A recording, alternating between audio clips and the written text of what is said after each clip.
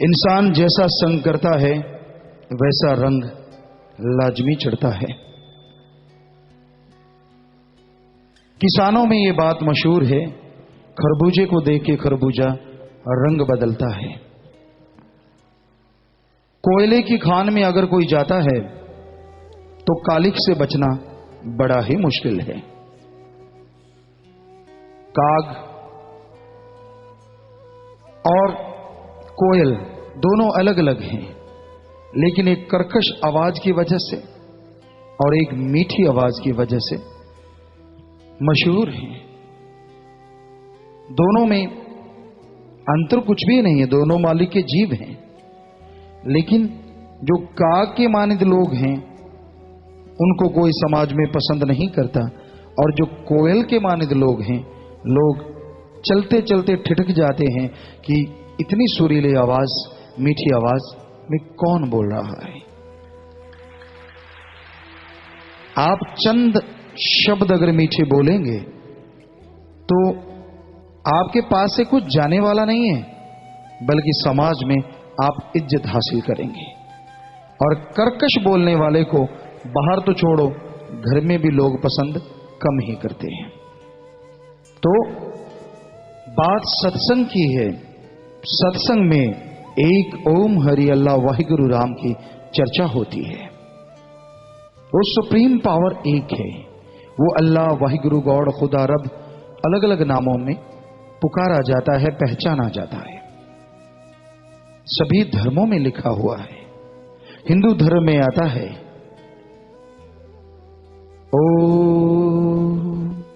ओम का मतलब ओम एक है, ओंकार एक है, वेदों में लिखा।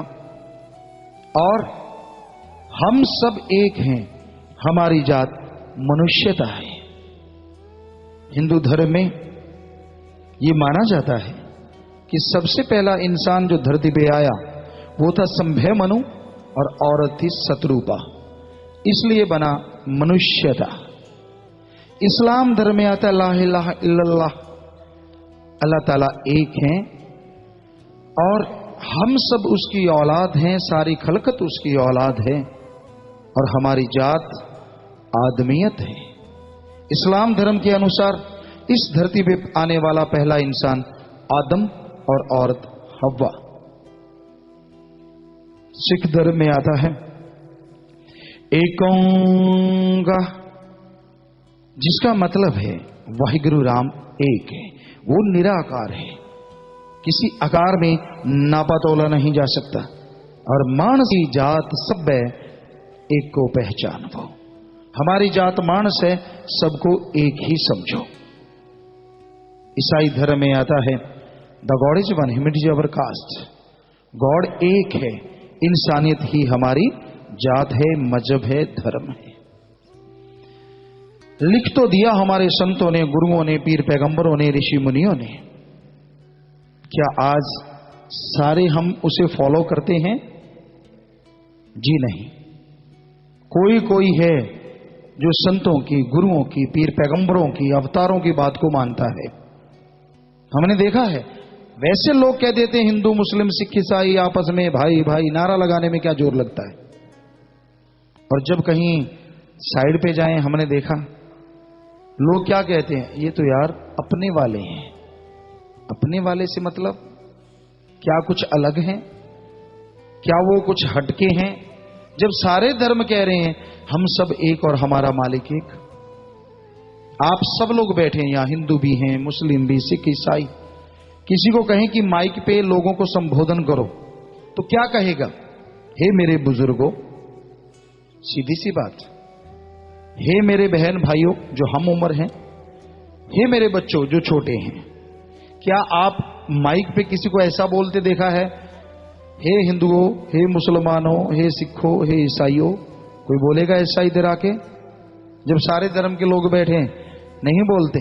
तो बोलने में तो हम मान लेते हैं कि जो बड़े हैं उम्र में, वो मेरे बाप के बराबर, मां के बराबर, वो मेरे बुजुर्ग हैं, यानी एक हैं, बराबर के बहन भाई हैं, और छोटे बेटे बेटी के समान हैं। बोलने में मानते हैं, लेकिन जब असली बात आती है, ये तो छोटी जाति, ये बड़ी जाति, ये ऊंचा है, ये छोटा है, ये फला है, कोई दिखाए किस धर्म में लिखा है कौन बड़ा और कौन छोटा। कई लोग वेदों को कहते हैं, हमने सभी धर्मों के पवित्र ग्रंथों पे रिसर्च किया है।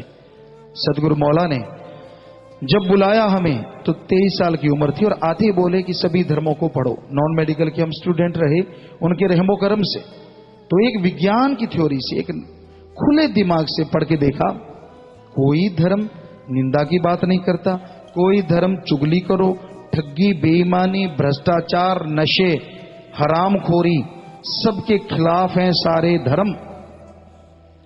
पर हैरानी है, जब लोग धर्मों का नकाब ओढ़ के शाम को ही आवाज मार देते हैं, मेरे लिए चाय में घोल देना, मेरे लिए बढ़िया वाली लेके आना, तरह तरह की बातें, यानी शराब, नशे। ऐसे ये तो थोड़ा हायर स्टैंडर्ड की बात है। आम लोगों को आप देखिए, ठेके पे लाइन लगी होती है, कौन से धर्म वाला नहीं होता वहां, हैरानी है। ऐसा ही हम एक बार राजस्थान की बात जा रहे थे, तो रास्ते में गाड़ी खड़ी थी, उस पे लिखा था हमारे गुरुओं की पवित्र वाणी कि नाम खुमारी नानका चढ़ी रहे दिन रात। हम भी गाड़ी पे थे, हमने ब्रेक मारे, देखा गाड़ी ठेके के आगे खड़ी है। अंदर पूछा, भाई इसका मालिक कौन है? कार थी। कहने लगे जी वो बोला मैं हूं, शराब पी रहा था, पैग बना रखा था। हमने कहा गाड़ी आपकी है ये कार? कहते जी मेरी है। हमने कहा फिर उस पे कुछ लिखा हुआ है? कहता हाँ हाँ, गुरुओं की पवित्र वाणी लिखी है। तो वाणी क्या कह रही है भाई? वाणी तो कह रही है नाम खुमारी नानका चढ़ी रही दिन रात, और तू ठेके में घुसा हुआ है, शर्म नहीं आती? वो तो कह रहे हैं पोस्त पंग अफीम मद नशा उतर जाए प्रभात, कि ये सारे गंदगी रूपी नशे शाम के सुबह, सुबह के शाम उतर जाते हैं, मत पियो। पियो क्या?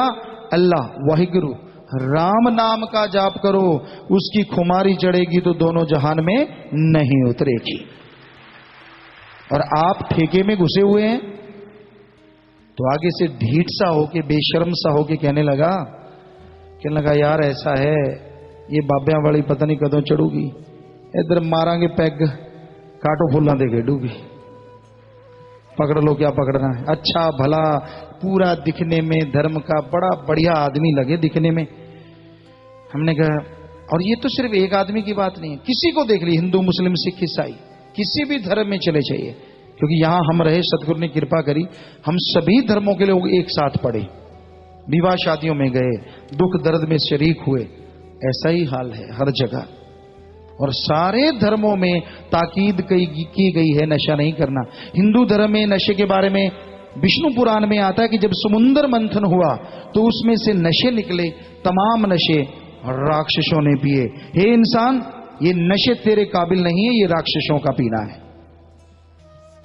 इस्लाम धर्म में आता है शराब के बारे में, शर प्लस आप, शर माने शरारत या शैतान उर्दू फारसी में, और आब माने पानी। अल्लाह की इबादत करने वालों, शराब शैतान का पानी है, नशे शैतान का घर है, इसलिए नशे कभी भी कबूल ना करो। गुरु नानक देव जी उस समय सिख धर्म नहीं बना था, हिंदू और इस्लाम धर्म में जाते थे। हिंदू लोगों ने अपना गुरु और इस्लाम धर्म के लोगों ने पीरो मुर्शिदे कामिल कहते थे। तो बाबर बादशाह ने किसी की उंगली लगाने पे गुरुजी को बुला लिया और भांग पेश कर दी। तो गुरुजी ने वहां मर्दाने को कहा, मर्दाना रबाब बजा। तो मर्दाने ने रबाब बजाई और गुरुजी ने वचन किए काफी सारे, उसमें ये 2 लाइनें हैं, पोस्त पंग अफीम मद नशा उतर जाए प्रभात। एक कलंदर, कलंदर उर्दू फारसी में कहते हैं बादशाह को, ये बादशाह ये गंदगी है जो तू हमें पिला रहा है। बाद में व्याख्या करते हुए गुरुजी बोले, ये पोस्त पंग अफीम मद नशा उतर जाए प्रभात, सुबह पीते शाम, शाम पीते सुबह। अरे हम तुझे एक ऐसा नशा बताते हैं, एक बार पिएगा दोनों जहान में नहीं उतरेगा। ये कोई छोटी बात नहीं है। बाबर बादशाह बड़ा ही जबर था, बहुत जबरदस्त। उसके दरबार में रोजाना वो आके दरबार में भांग पीता था, उसके मुंह पे ये कह देना कि ये तो गंदगी है, छोटी मोटी बात नहीं होती। पर गुरुजी ने ठोक के बजा के कहा, ये तो गंदगी भरे नशे हैं, छोड़ो इसको। पीना है तो राम का, अल्लाह के नाम का प्याला पियो, जिसकी मस्ती दोनों जहान में नहीं उतरेगी। तो ये सिख धर्म में लिखा है। और ईसाई धर्म कहता है नशों में पड़ के जीवन बर्बाद करने से कुछ हासिल नहीं होगा, अच्छा है कि आप गॉड्स प्रेयर में टाइम लगाएं, तो दोनों जहान के नशे आप इस मृत्यु लोक में हासिल कर सकते हैं। तो हर धर्म में बताया गया है। तो सारे धर्म कहते हैं हम सब एक हैं और हमारा मालिक एक है। पर आज ऐसा घोर कलयुग आया है, ऐसा भयानक समय आया है, खुद गर्ज लोग, मतलब प्रस्त लोग आज समाज को बेच रहे हैं। समाज में कहां नशा नहीं है। सत्संग करते हैं, नशे छूटते हैं, पर कई चीजें और भी छूटती हैं। बठिंडा साइड से कुछ सत्संग पहले सत्संग में रूबरू प्रोग्राम होता है कि आप अपना सवाल बोलिए। तो एक बहन आई थी, उसने हमें पर्ची भेजी, उसमें लिखा था कि मैं प्रिंसिपल हूं कहीं की, किसी स्कूल की, कॉलेज की। तो एक छोटा सा बच्चा हमारा नर्सरी का बेहोश हो गया। डॉक्टरी मुआयना किया गया तो उसको चॉकलेट में चर्स दी गई, स्मैक दी गई। भिक्खी बिंड अमृतसर साइड में बहुत सारी संगत आती है, अमृतसर से आती है। तो भिक्खी बिंड में कहते 25 से 35 साल की विधवाएं बहुत ज्यादा हैं। उन्होंने जो हमें बताया, हमें ख्याल में नहीं। तो बजा चरस, हेरोइन, स्मैक, भांग बेहद ज्यादा वहां पे प्रयोग में आता है। क्या आदमी की उम्र कम हो सकती है? क्योंकि हमने सारे धर्मों का रिसर्च किया, आपको बताते हैं। हमारे धर्मों में लिखा है लेखे तेरे श्वास की रास। श्वास जो इस जिस्म को मिले हैं अल्लाह वाहिगुरु राम ने गिन के दिए हैं, पर टाइम पीरियड भगवान ने निश्चित नहीं किया है। जैसे प्राणायाम होता है, कागभूषण ऋषि हुए और कई और भी ऋषि हुए जिनकी उम्र हजारों साल थी। क्या यह संभव है? जी हां, प्राणायाम के तरीके से अगर श्वास लिया जाए तो यह संभव है। कैसे? श्वास को ऊपर चढ़ा लेते हैं। जैसे आप नॉर्मल तरीके से, संगत को हम बताते रहते हैं कि आप अस्थमा के मरीज हैं, गुस्सा बहुत आता है, तो ऐसा किया करें कि श्वास को ऊपर ले गए और ऊपर अटका लो, रोक लो, और फिर आप सुमरन भक्ति करते रहो, बोलते रहो। ये प्रैक्टिस के बाद आ जाता है। लगातार ऐसे श्वास को रोक के रखना, तो ऐसे करते थे संत। और फिर होता क्या था कि आम तौर पे 1 मिनट में हम श्वास लेते हैं 16 से 18। अगर उसके हिसाब से किसी की उम्र 100 साल है, कि 1 मिनट में आप अगर 16 से 18 श्वास लेंगे नेचुरली तरीके से, तो आपकी उम्र है 100 साल। पर वो संत क्या करते थे? 1 में नहीं, 2 में नहीं, 3 में नहीं, 4-4 मिनट में एक श्वास लेते थे। अब आप कैलकुलेट कर लीजिए कितने हजारों साल उनकी उम्र हो गई, क्योंकि श्वास तो उतने ही लिए लेकिन टाइम पीरियड बढ़ गया। अब आते हैं नशे की तरफ। जैसे चरस, हेरोइन, स्मैक, भांग, धतूरा, अफीम, शराब, जैसे आप नशा करते हैं तो आपके श्वास 1 मिनट में 16-18 नहीं आते, 24, 25, 30, 32। तो जिनकी उम्र नेचुरल टाइम पीरियड 1 मिनट में 16 लेते तो 60 साल थी, तो उन्होंने 16 की जगह 32 ले ली, तो नेचुरली 30 साल रह गई। टाइम पीरियड कम हो गया, श्वास उतने के उतने टाइम में ले लिए, इसलिए टाइम पीरियड कम ज्यादा हो सकता है। यह धर्मानुसार है। तो इसलिए कई लोग पूछते हैं गुरुजी एक्सरसाइज करते हैं, खेलते हैं? नहीं, उसके बाद जब आदमी सोता है, आराम करता है, तो उसकी 16 की जगह 12-13 ही रह जाते हैं 1 मिनट में। बड़ा ही आराम से श्वास आते हैं। बल्कि ज्यादा फायदा होता है एक्सरसाइज से, बॉडी फिट रहती है, तंदुरुस्ती आती है। उतनी देर आप तेजी से दौड़े, भागे, तेजी से श्वास आए, और जब आप आराम अवस्था में जाते तो उतना ही आराम से आए। बैलेंस बल्कि अच्छा रहता है, बढ़ता नहीं है। नशे तो चाहे सो चाहे जागो, धौंकनी की तरह श्वास चलते रहते हैं। तो इसलिए भाई, धर्मों में नशों का विरोध किया गया है, पर कोई नशों के विरोध में आवाज बुलंद कर रहा है? पूरा समाज है। सारे धर्मों में मांस, अंडा, शराब, ये सब मना है कि मांस ना खाओ, ये बुरा है। विज्ञान, साइंस को यहाँ नासा साइंस केंद्र से लोग आते हैं, चर्चा होती है उनसे, साइंटिस्टों से, क्यों भाई क्या वाकई आदि मानव मांसाहारी थे? कहते जी बिल्कुल। हमने कहा सवाल ही पैदा नहीं होता, आदि मानव शाकाहारी थे, हमारे धर्म कहते हैं। तो आज विज्ञान मान चुकी है कि आदि मानव भी शाकाहारी थे। धर्मों में तो पहले लिखा है, मांस मछुरिया खात है सुरापान के हेत, ते नर जड़ से जाएंगे जो मूरी का खेत। साफ साफ स्पष्ट लिखा हुआ है। तो मांस अंडा नहीं खाना। क्यों खाते हैं आप? अंडे में प्रोटीन 13 से 15 और चिकन में 23 से 25 इतना ही % प्रोटीन होता है। और जो कहते हैं मूंगी दी दाल खाने वाला, ऐसे कह ही देते हो मूंगी दी दाल खाने वाला, और दालों में होता है 30 से 30%, 23 से 30% प्रोटीन, और सोयाबीन में होता है 43 से 45% प्रोटीन। तो अंडे से तो 3-4 गुना ज्यादा हो गया। साइंटिस्ट मान चुके हैं अंडे में सफेद भाग जो होता है उसमें नमक की मात्रा बहुत ज्यादा रहती है। और लगातार अब बच्चों को अगर अंडे खिलाते हैं तो जर्मन के डॉक्टर, इंग्लैंड के डॉक्टर, ऑस्ट्रेलिया के डॉक्टर, उन्होंने रिसर्च निकाला कि अगर आप ऐसा अंडा खिलाते हैं बच्चों को, कंटिन्यू लगातार देते ही रहते हैं और अंडा खिलाते हैं, तो उनको हाई ब्लड प्रेशर की प्रॉब्लम आएगी, चिड़चिड़ापन बढ़ जाएगा। देखिए बहुत है चिड़चिड़ापन, छेड़ के देख लीजिए किसी को। कहते थे गुस्सा नाक पे रहता, आजकल तो नाक से नीचे सरक गया, मुंह पे रहता है। दूसरे शब्दों में कहे तो मूंछों पे ही आ गया है। बस छेड़ने की जरूरत है। आम बड़े शहरों में हम गए, बोला जी राम राम सत श्री अकाल। क्या है यार, राम राम बोला, क्या को तेरा कुछ उठा लिया? कहते ऐसे डिस्टर्ब कर दिया। बता भक्ति कर रहा था कि ठगी की स्कीम में मार रहा था? तो ये बुरा हाल है समाज का। बहुत पीछे छूट गए हैं धर्मों के उपदेश। कोई मानने वाला है तो उसको सुख 100% मिलेगा। जितने भी धर्म हैं उनका एक एक पवित्र शब्द सच था, सच है और सच ही रहेगा। पर गुरु विचारा क्या करे, जा सिखण में चूक। गुरु तो शिक्षा दे सकता है ना। कई लोग कहते जी गुरु की जरूरत ही नहीं होती, पीर फकीर की क्या जरूरत है? तो फिर स्कूलों कॉलेजों में टीचर लेक्चरर क्यों लगा रखे हैं? खाली कर दे सारे टीचर लेक्चरर, क्योंकि ये तो दुनियावी पढ़ाई है। अगर दुनियावी पढ़ाई के लिए टीचर लेक्चरर चाहिए, तो जो दिमागी पढ़ाई, अंदरूनी आत्मा की चढ़ाई है, क्या उसके लिए टीचर लेक्चरर नहीं चाहिए? कोई भी ऐसा पवित्र ग्रंथ हमने नहीं सुना सीधा आसमान से टपका हो।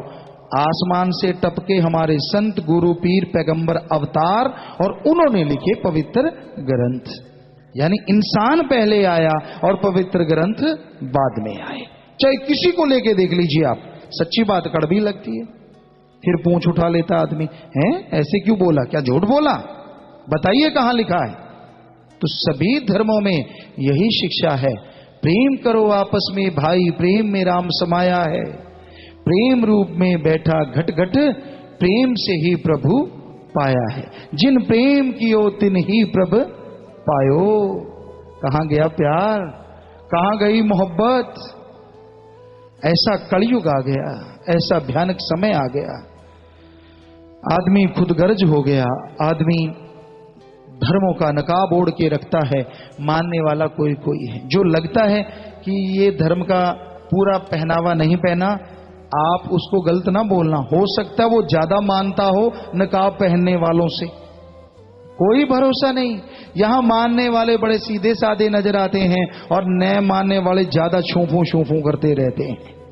हकीकत है ये, वास्तविकता है ये। आज मतलब प्रस्त है दुनिया, मतलब प्रस्त। तो प्यारी सत्संगियों, सत्संग में जब आप आएंगे तभी ये सब पता चलेगा हकीकत क्या है। और जब भी आप सत्संग में आते हैं तो सत्संग में कोई भी आपका सवाल होता है, लिख के भेजिए, उसका जवाब आपको मिलता है। क्योंकि फकीरों का काम, हम कोई विद्वान या महापुरुष या भगवान नहीं, हम तो खाकसार, चौकीदार, आपके सेवादार, आपके जूतों में भी बैठने को तैयार। हमें कोई मान बढ़ाई नहीं, पर एक मनोविज्ञान, क्योंकि विज्ञान को हम बहुत इंटरेस्ट रखा, विज्ञान के स्टूडेंट रहे, साइंस के। ये मनोविज्ञान को हमने पढ़ा, तो मनोविज्ञान में होता है कि जो बोलने वाला है वो दिखना चाहिए, अदरवाइज लोग खड़े होकर शोर मचाने लग जाते हैं। ये नेचुरली आदमी की मनोदशा है। और हम ऊंचे इसलिए भी बैठते हैं कि जो भी इस कलयुग में राम नाम अल्लाह वाहिगुरु की याद में आके बैठते हैं, हमारे धर्मों में लिखा है उन पे भगवान की कृपा होती है, और अगर वो मान ले तो देवी देवताओं से बढ़ के होते हैं, ताकि हमें आपके दर्शन हो, इसलिए हम ऊंचे, और कोई नहीं। कई बार आप सुन लेते हैं बोलने वाले सेवादार भाई या कोई सत्संगी जी ऊंची पदवी दे देते हैं, गुरु जी तो भगवान फलां धींगड़, ये नहीं, हम तो खाकसार चौकीदार, आपके सेवादार, कुछ भी नहीं। करने वाला अल्लाह वाहिगुरु राम आप सबके अंदर बैठा है, कण कण में जर्रे जर्रे में मौजूद है, कोई जगह उससे खाली नहीं है।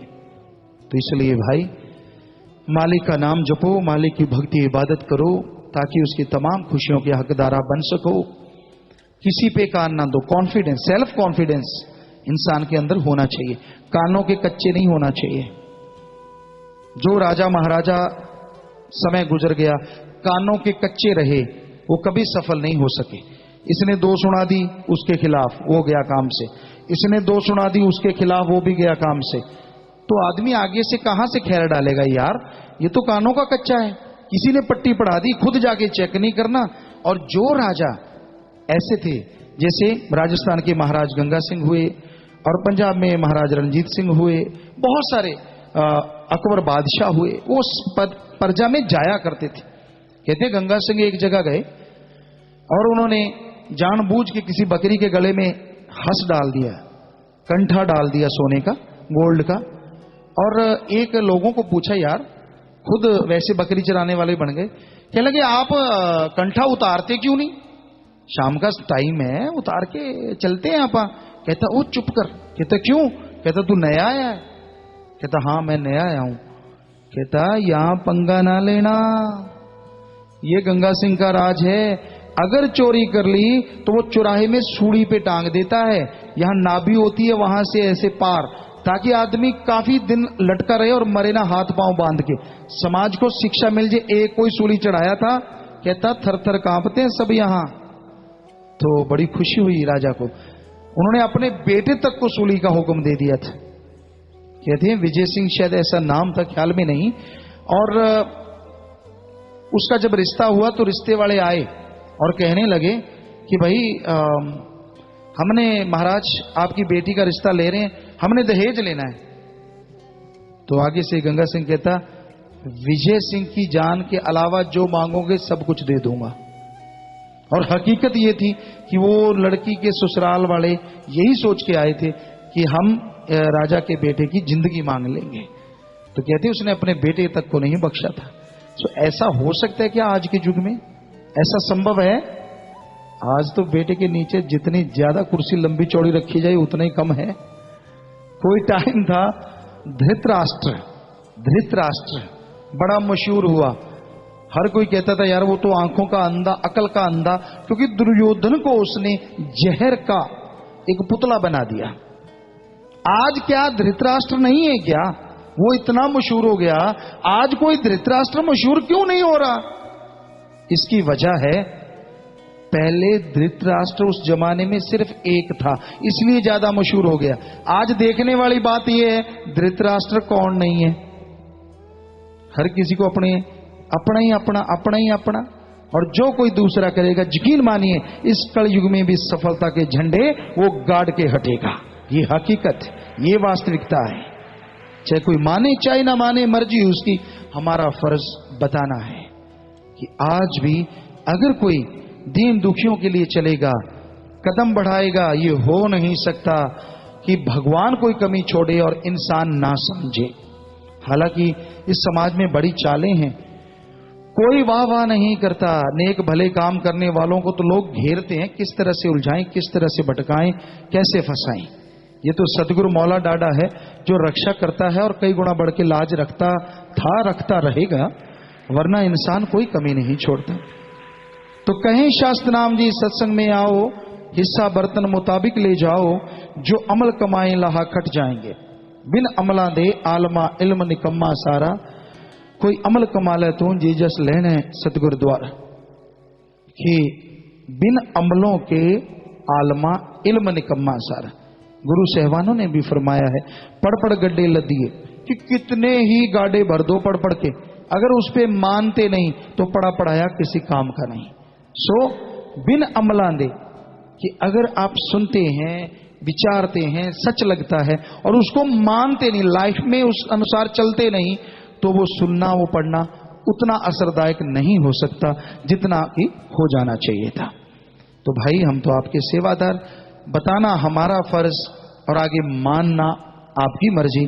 पर ये महापुरुषों का कथन, माने की गति कही ना जाए। मान के देखो, ना अंदर कमी ना बाहर कमी, खुशियों से हमेशा लबरेज रहोगे।